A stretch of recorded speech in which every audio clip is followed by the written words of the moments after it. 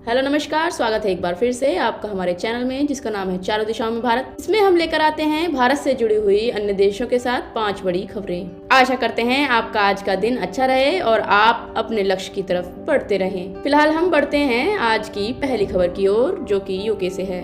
London में भारतीय युवक ने की पत्नी की हत्या, कोर्ट ने सुनाई आजीवन कारावास की सजा। हुआ क्या?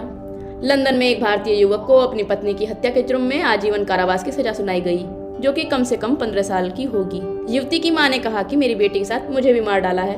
29 अक्टूबर 2023 को स्थानीय समय अनुसार शाम 4:15 बजे साहिल शर्मा ने इमरजेंसी नंबर डायल किया। पुलिस ऑपरेटर को उसने बताया कि उसने अपनी पत्नी महक शर्मा की हत्या कर दी है। पुलिस मौके पर पहुंची, वहां साहिल बैठा हुआ था और महक खून से लथपथ पड़ी हुई थी। मौके से साहिल को गिरफ्तार किया गया। साहिल शर्मा को घटनास्थल पर ही गिरफ्तार कर अस्पताल ले जाया गया, क्योंकि उसके सिर में मामूली चोट लगी थी। वहीं मेडिकल टीम ने महक को बचाने की बहुत कोशिश की, लेकिन कुछ देर बाद डॉक्टर ने उसे मृत घोषित कर दिया। महक के गले पर चाकू के वार के कई निशान थे। बता दें कि 31 अक्टूबर 2023 को आई पोस्टमार्टम रिपोर्ट में महक की मौत का कारण गर्दन पर चाकू के वार से ही निकला। इसके बाद साहिल पर अपनी पत्नी को जान से मारने का मुकदमा चलाया। मामले की सुनवाई किंगस्टन क्राउन कोर्ट में हुई।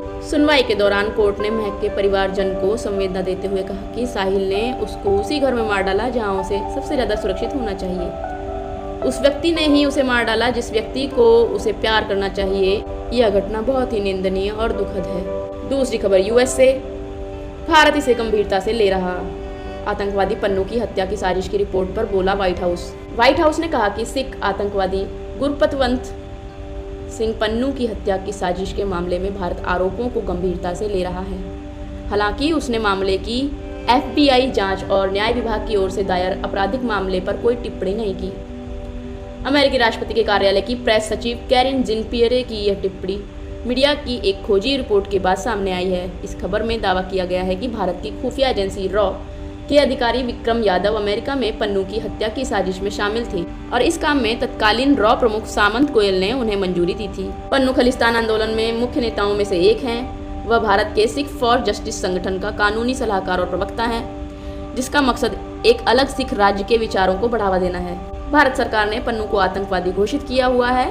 वॉशिंगटन पोस्ट के बारे में पूछे गए सवालों का जवाब देते हुए उसकी प्रेस सचिव पियरे ने कहा, मामले की जांच चल रही है और न्याय विभाग आपराधिक जांच कर रहा है। पढ़ते हैं तीसरी खबर की ओर, जो कि श्रीलंका से। श्रीलंका के कांगसंथुरई बंदरगाह पर भारत ने चल दिया ऐसा दाव कि चीन हुआ हैरान।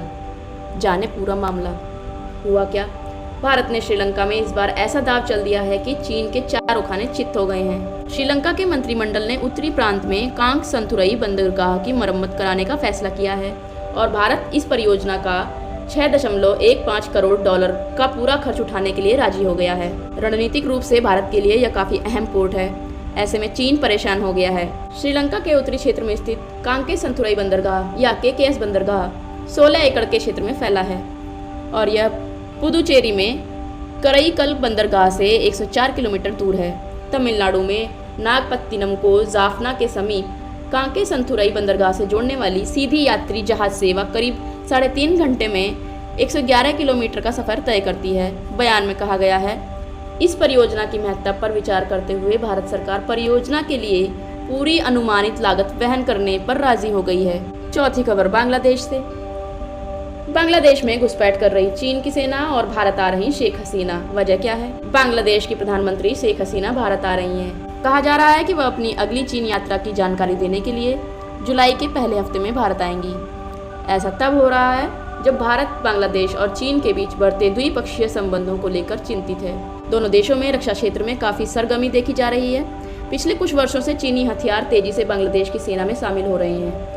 शेख हसीना भारत के नवनिर्वाचित प्रधानमंत्री के साथ द्विपक्षीय बैठक करने वाली पहली वैश्विक नेता होंगी। संभावना है कि शेख हसीना बांग्लादेश और चीन के बीच बढ़ते रणनीतिक गठजोड़ पर भी चर्चा कर सकती हैं, क्योंकि इससे भारत की चिंताएं बढ़ गई हैं। सूत्रों के मुताबिक भारत बांग्लादेश में चीन के बढ़ते प्रभाव पर करीब से नजर रख रहा है और मानता है कि हर देश के पास स्वतंत्र रक्षा और विदेश नीतियां रखने का अपना संप्रभुत्व अधिकार है।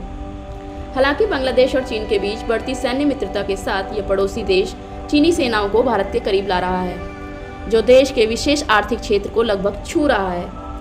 बांग्लादेश की प्रधानमंत्री शेख हसीना भारत के लिए नए प्रधानमंत्री के साथ द्विपक्षीय बैठक करने वाली पहली नेता बनना चाहती हैं और चर्चा करना चाहती हैं कि बांग्लादेश सरकार भारत और चीन के बीच रणनीतिक संतुलन कैसे बनाए रखेगी, जो बंगाल की खाड़ी की समृद्धि और शांति के लिए महत्वपूर्ण है। बढ़ते हैं आज की 5वीं और आखिरी खबर की तरफ से, जो कि पाकिस्तान से है। पाकिस्तान में हिंदुओं पर अत्याचार की कोई सीमा नहीं। 3 साल से प्रिया तो 1.5 साल से चंदा लापता।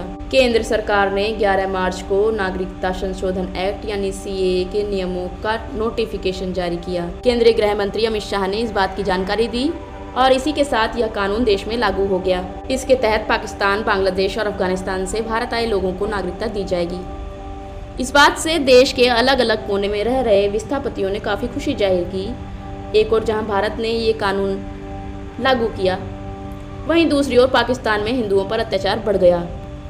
पाकिस्तान की रहने वाली हिंदू लड़की प्रिया कुमारी, जिसकी उम्र केवल 6 साल है, सुक्कूर सिंध पाकिस्तान के पास संगरार से 19 अगस्त 2021 से लापता है। इस मामले पर लड़की के पिता ने एक मुस्लिम शख्स पर अपहरण का आरोप लगाया है।